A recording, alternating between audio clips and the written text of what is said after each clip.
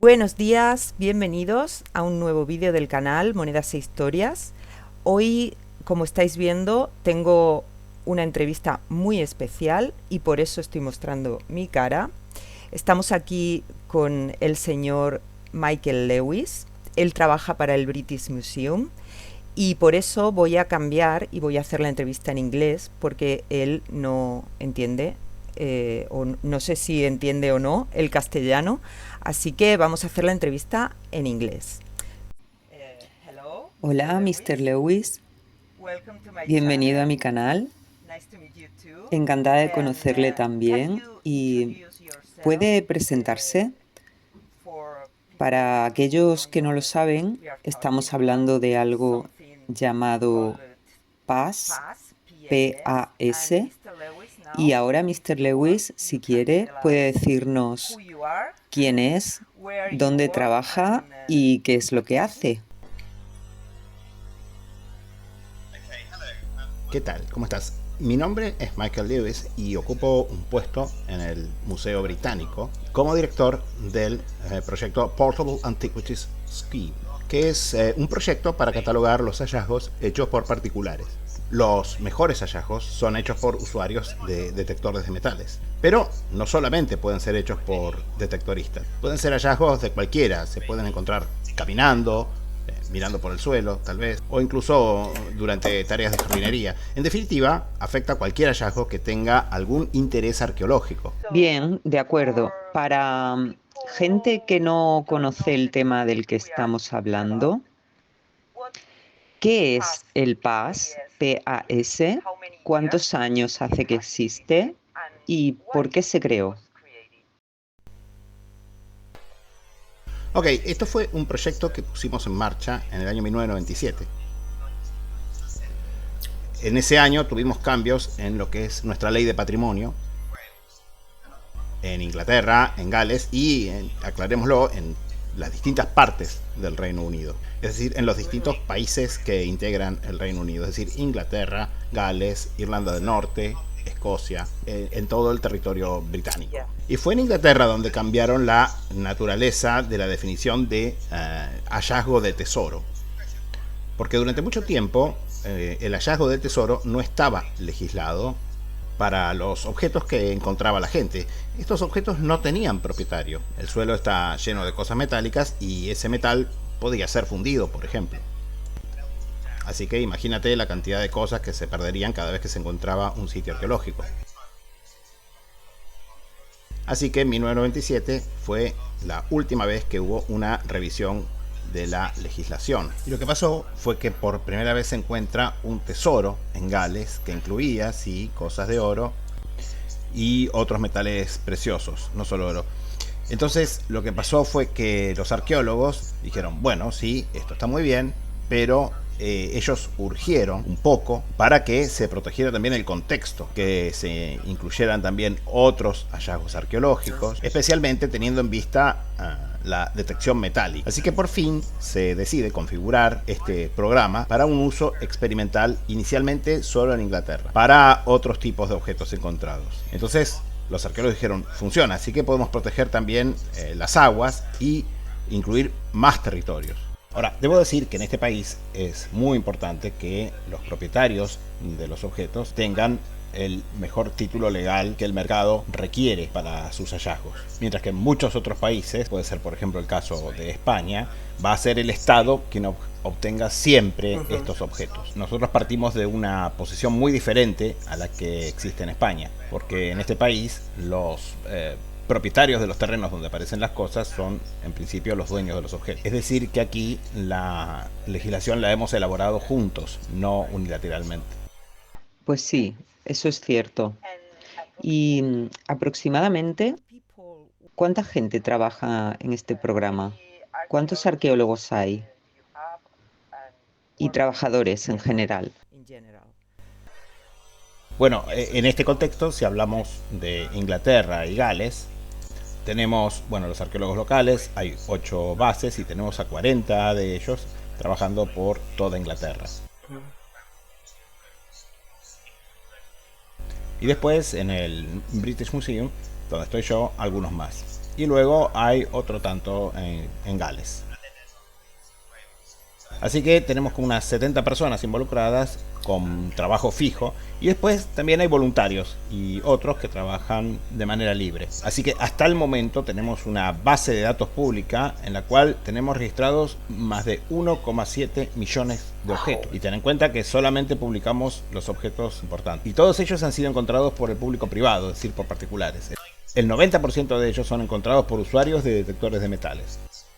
Así que son resultados realmente importantes para aprender sobre nuestro pasado. Wow.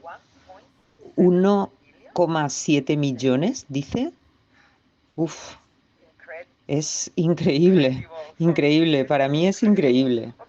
Ok, mi siguiente pregunta era ¿cuántos hallazgos son reportados? Así que usted ha dicho 1,7 millones y es impresionante. Realmente impresionante. ¿Y cuál es el proceso que siguen ustedes cuando hay un descubrimiento? Sí, bueno, eso es un poco diferente si se trata de un hallazgo de tesoro, en cuyo caso la gente está obligada a reportarlo. Diferente con los otros hallazgos que la gente no está obligada a reportar. Entonces, bueno, tenemos esta base de datos que se hace online para tesoros realmente importantes. Así que la gente va ahí con todos sus hallazgos, pero lo que yo creo que realmente tiene importancia son los hallazgos de tesoro. El resto de los hallazgos no tienen por qué ir a las bases de datos. Pero resulta que los detectoristas quieren enseñarte sus hallazgos todo el tiempo. Ellos piensan que tienen que hacerlo. Y esto es un problema, porque es un proceso bastante complicado, porque nosotros tenemos que hacer el mismo procedimiento para todo lo que se notifica como un descubrimiento. Y ellos quieren que se haga. Entonces, en términos de procesos, si algo es un tesoro, yo puedo ir y ofrecer un precio competitivo, digamos. Pero la esencia, entonces, es el proceso que nosotros llevamos a cabo, es decidir qué objetos queremos declarar como tesoros y qué objetos no lo son. Y aquellos objetos que no pasan el proceso son devueltos a sus dueños en el plazo de 40 días, o bien, caso contrario, son declarados tesoros.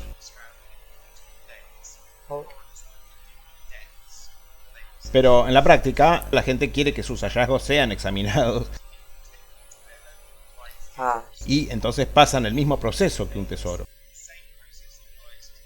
Así que cualquier cosa descubierta y reportada aparece mostrada en nuestra base de datos del museo.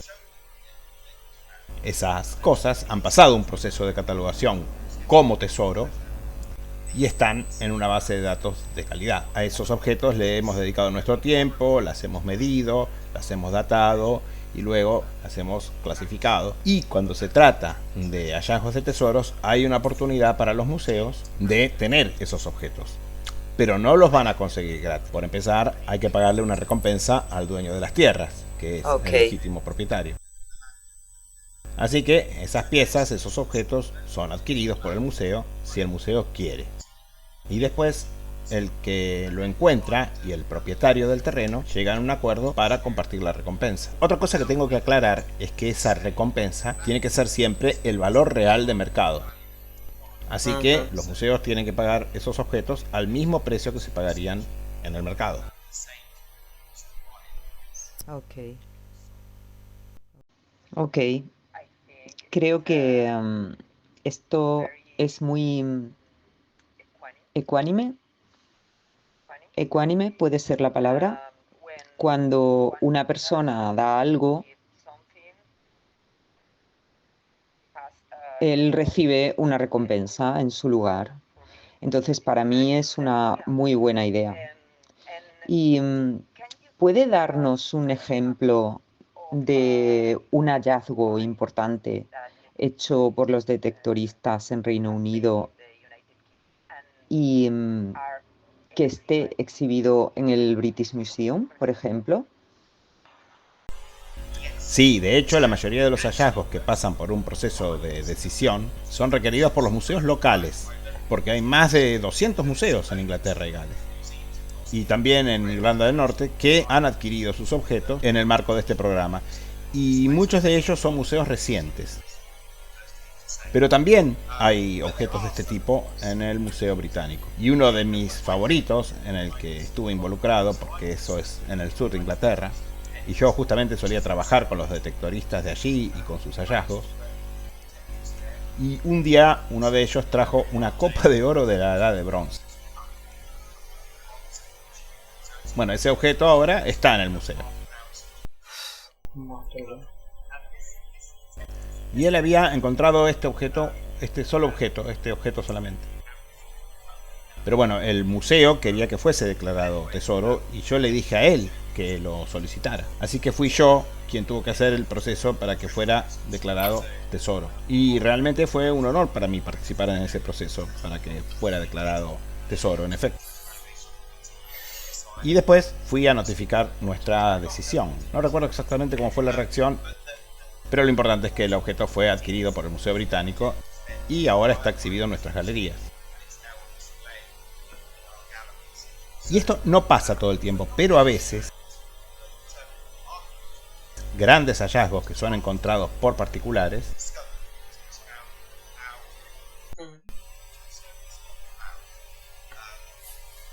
decidimos no adquirirlos y forman parte de colecciones en el contexto privado. Eso es parte de este mercado, esencialmente. Y eso está bien. Ok, entonces, como dije, esta copa, este objeto es uno de mis favoritos. Muy bien. Así que, hablando de sitios arqueológicos, no sé cómo se dice en inglés, es yacimientos en español. Yo imagino que detectar en áreas que son yacimientos está prohibido, es ilegal. Ok, entonces, ¿cómo saben los detectoristas dónde pueden detectar y dónde no pueden? ¿Hay un mapa o algo parecido para saberlo?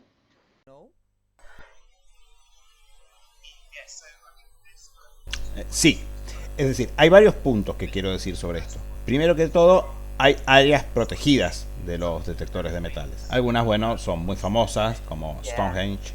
Otras pueden no ser tan conocidas, pero tienen importancia por su pasado. Así que se muestran, hay partes de mapas donde la detección de metales está permitida. Y de hecho, tú puedes pedirlos cuando vas a detectar por primera vez, para tener en claro los sitios donde no se puede detectar. Ahora, ¿cuál es el siguiente punto que quiero marcar? Esto ha cambiado mucho y ya no es así, pero en el pasado los arqueólogos estaban muy preocupados por los detectoristas de metales, por la datación, la estratificación de los objetos. Lo que pensaban es que estas cosas podían destruirse por parte de los detectoristas, pero donde un detectorista encuentra un objeto valioso es removido de su contexto por técnicas cuidadosas.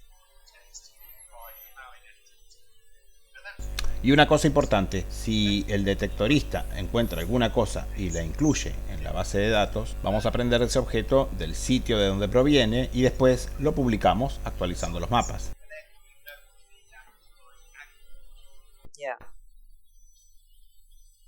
Así que los detectoristas a menudo encuentran sitios arqueológicos y esto sucede naturalmente en lugares inesperados. Y esto pasa, por supuesto, porque la gente lleva detectores de metales por el campo. Así que en términos de la gente saber a dónde ir, bueno, ellos tratan de encontrar sitios que sean permitidos y donde piensan que pueden tener hallazgos. Ahora, esas tierras pueden tener un dueño y por supuesto esas tierras son sitios fuera de los sitios protegidos y están fuera de la ciudad, obviamente. Para sitios dentro de la ciudad hace falta una licencia particular, que es un permiso especial que se da para buscar en sitios que no están protegidos. Dentro de la ciudad igualmente, que también están en los mapas. Respecto al campo, hay que saber que hay sitios públicos donde puede haber hallazgos, Pero también es posible que encuentres cosas en tierras privadas, en cuyo caso necesitan el permiso del propietario. Pero igualmente reporta el objeto y se sitúa en el mapa. Vale, esto es muy útil. Así que el permiso del dueño del terreno es un requisito que deben tener si quieren buscar en esos lugares. Ajá, de acuerdo. Muy interesante. Aquí yo creo que este tipo de mapas no existen. No lo sé. Así que otra pregunta. Vale, ahora voy a hablar de expolio, porque esto es un problema en todo el mundo. ¿Cree usted que desde que el PAS fue creado, el expolio ha aumentado o es el mismo que antes? Bueno, esa es una muy buena pregunta. Hay gente que entra en sitios arqueológicos para saquearlos. Pueden ser deteccionistas o pueden ser otros. Cuando esencialmente van a saquear, ellos van a los yacimientos. Si hay oportunidad de robar algún hallazgo, lo hacen con o sin detectores. No tiene nada que ver. Los robos han pasado siempre, en partes de Inglaterra, y sí, es una cosa terrible. Eso siempre existió.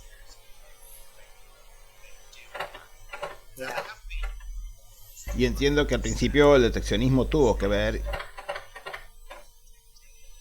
Y fue duro en esos días. Pero las malas consecuencias de aquella época se superaron cuando cambió la legislación. Porque en suma la detección metálica es un entretenimiento, una afición. Entonces, cuando hay un deteccionista que hace las cosas mal, legalmente, tiene consecuencias. Así que obviamente es un error pensar que todos los deteccionistas expolian, porque eso no es así, no lo hacen. Y hay que entender que ellos no son los enemigos de los arqueólogos, que no están peleados con los arqueólogos. Así que eso también es incorrecto. Así que mi impresión es que eso existe porque, bueno, son los riesgos de la libertad. Pero no es algo tan grande como puede llegar a pensarse en algunos casos. Y desde luego no puede compararse con el material que verdaderamente termina en los museos. Ajá, de acuerdo. Entonces voy a leerle un comentario publicado por un youtuber. Es lo que él piensa, yo no pienso como él, y lo traduciré para usted, ¿ok? Dice, el problema es pensar que una persona con un detector y sin un plan arqueológico puede hacer algo bueno. Ni siquiera voy a entrar en el fallido sistema inglés porque los arqueólogos y las autoridades están desquiciados por el error que cometieron. Demos gracias que en España somos más prudentes. Esta es su opinión, pero me gustaría preguntarle, Mr. Lewis, ¿están los arqueólogos y las autoridades en Inglaterra realmente desquiciados? ¿Crees que el sistema inglés es fallido? Porque no lo parece, pero no lo sé.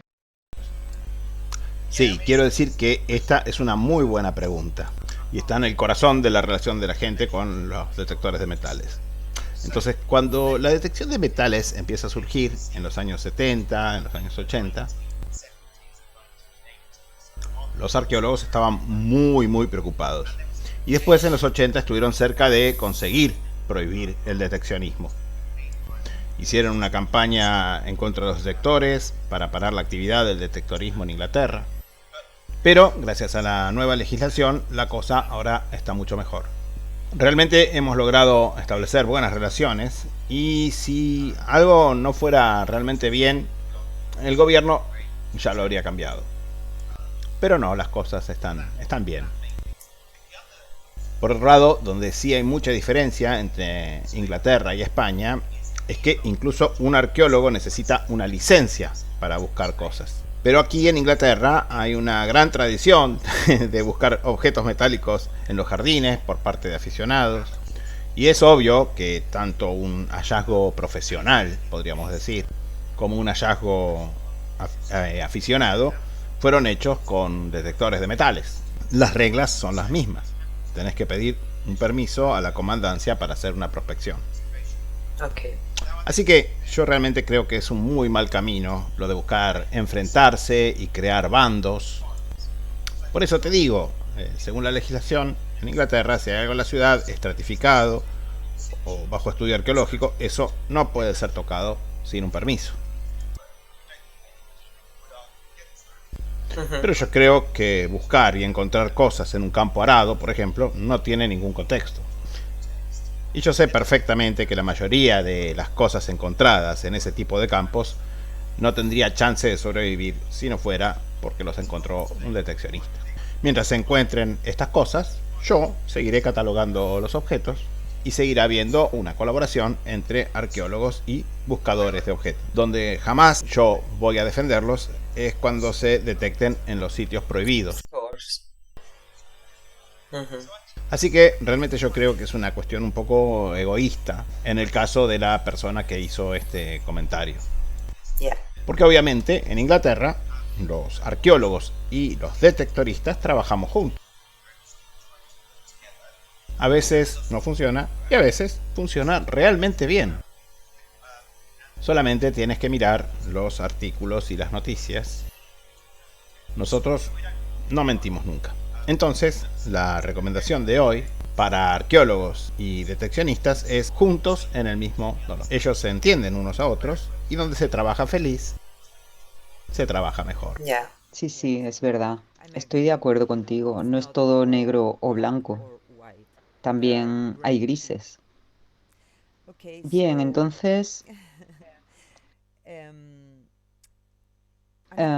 otra pregunta. ¿Cree usted que es mejor para los descubridores quedarse con lo que encuentran si no tiene interés para los museos? ¿O por el contrario, todos los hallazgos deberían formar parte de las colecciones de los museos? Bueno, esa es otra pregunta realmente importante y es un punto a tratar. ¿Por qué algunos objetos encontrados por los detectoristas son tratados de forma diferente a otra? Quiero decir, hubo arqueólogos en los primeros años 90 que querían que todos los objetos encontrados con detectores fueran a parar a las colecciones públicas del museo. Pero, obviamente, en la práctica tenemos que saber algo bastante importante, que incluso en excavaciones arqueológicas, los arqueólogos tenemos que hacer elecciones sobre qué objetos quedarnos y cuáles no de una manera justa.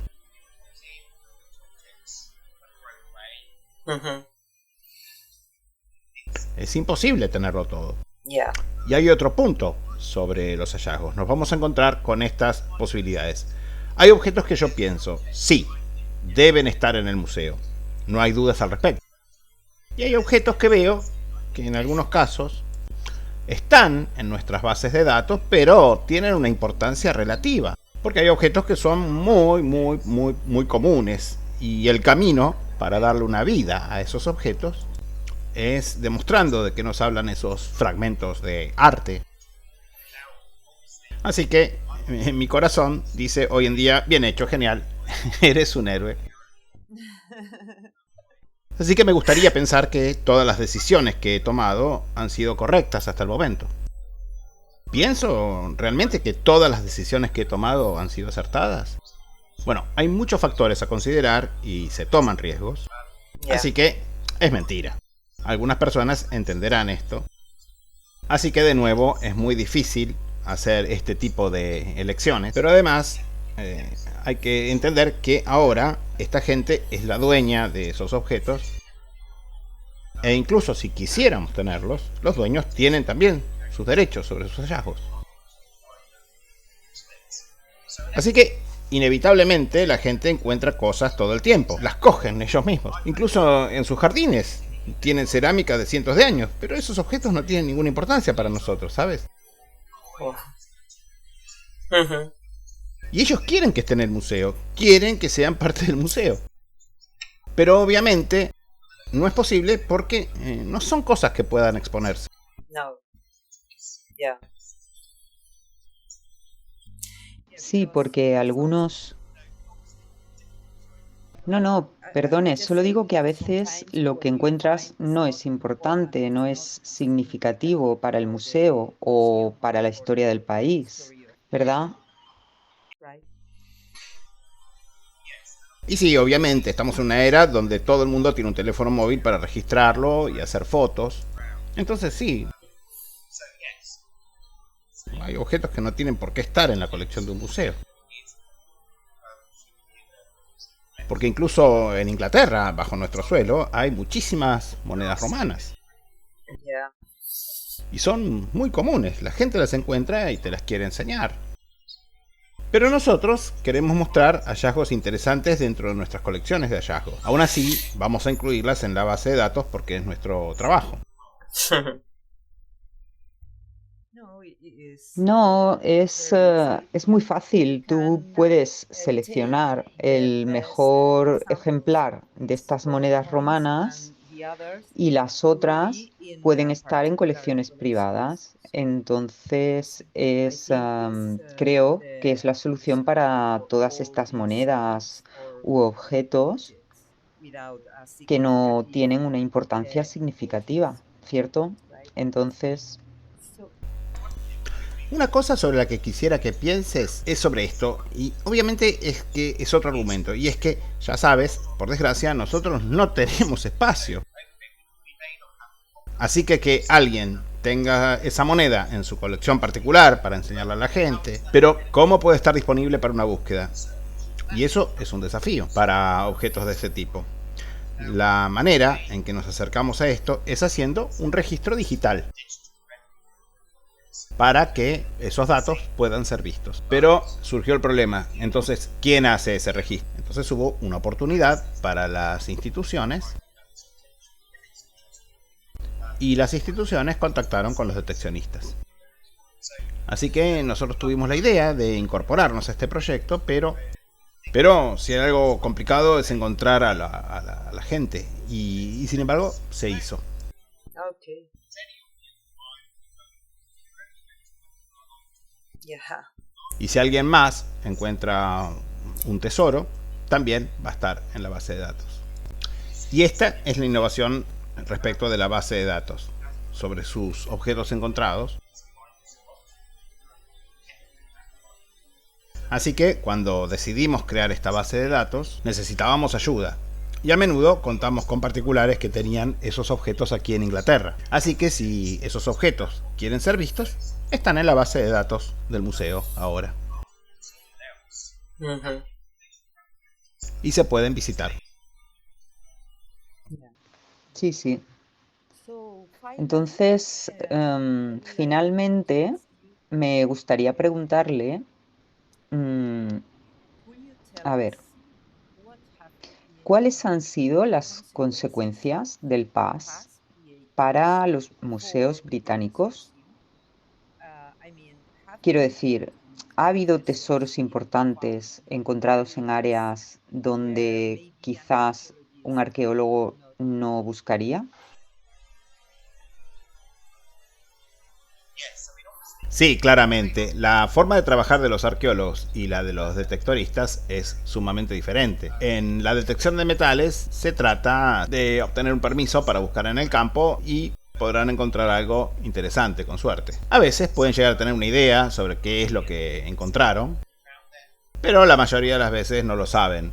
Pueden hacer suposiciones, pero en realidad no lo saben. En cambio, en la arqueología se trata de tener una idea de que puede haber algo ahí. Es decir, hay una teoría sobre lo que puede haber en un determinado lugar y esto es lo que lleva al hallazgo. Así que la actividad de prospección y la de los deteccionistas son completamente dos prácticas diferentes. Pero los hallazgos son complementarios. La mayoría de las prospecciones se hacen en yacimientos y el registro arqueológico se va construyendo haciendo pequeños hallazgos.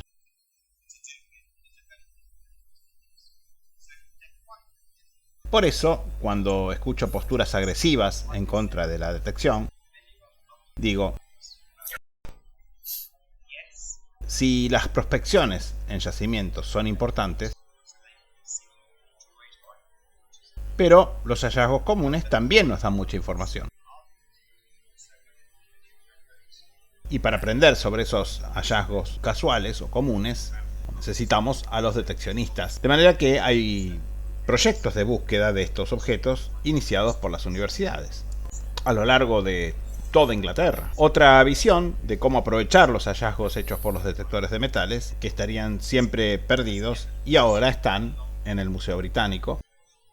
Así que, de hecho, si estos hallazgos incluso no son encontrados, probablemente serían destruidos de todos modos. Y nuevos sitios arqueológicos, descubrir nuevos sitios arqueológicos. Claro, y ahora están en nuestra base de datos y muchos de ellos han sido descubiertos, muchos de estos sitios arqueológicos han sido descubiertos por deteccionistas. Y luego nosotros pasamos a excavarlos para aprender acerca del sitio. Y muchas de esas personas estarán felices al saber que esos sitios van a estar en el mapa en un futuro. Y hay sitios donde puedes leer entre líneas a través de esos objetos y ver cómo eran las cosas diferentes y difíciles en el pasado, retratando cómo comerciaban, a dónde viajaban y cosas así. De esta manera estamos empezando a tener una imagen de los resultados que va cambiando la perspectiva de muchos arqueólogos. Y eso está muy bien, y es gracias al detectorismo. Y ciertamente esa es mi opinión. Sí, pienso lo mismo. Creo que es la participación de la gente en general, no solo los que trabajan para los museos, es muy importante porque ellos pueden encontrar cosas que si ellos no usaran los detectores, tal vez nadie encontraría.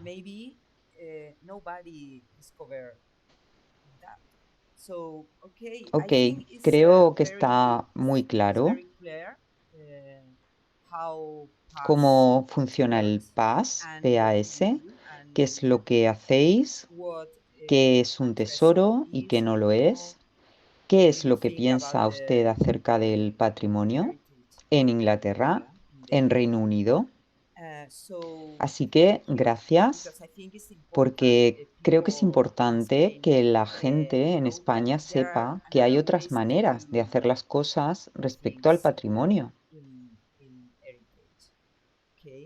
¿De acuerdo? Entonces, si quiere añadir algo más. Sí, a ver, ya sabes que es difícil dar tu opinión sobre otros países y sobre cómo esos otros países deberían actuar. Pero desde la perspectiva británica, sabemos que esta manera de tratar el deteccionismo puede que no siempre funcione bien, también podemos mejorarlo.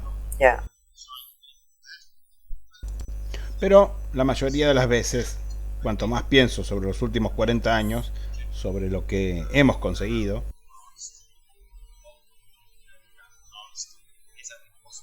es un postulado. Y esto es lo que más pienso. Y me gustaría que pensaras en su significado. En que los detectoristas y los arqueólogos no son anónimos y cuanto más trabajamos juntos, más entiendo esta perspectiva. Así que, para finalizar, creo que ese es el caso.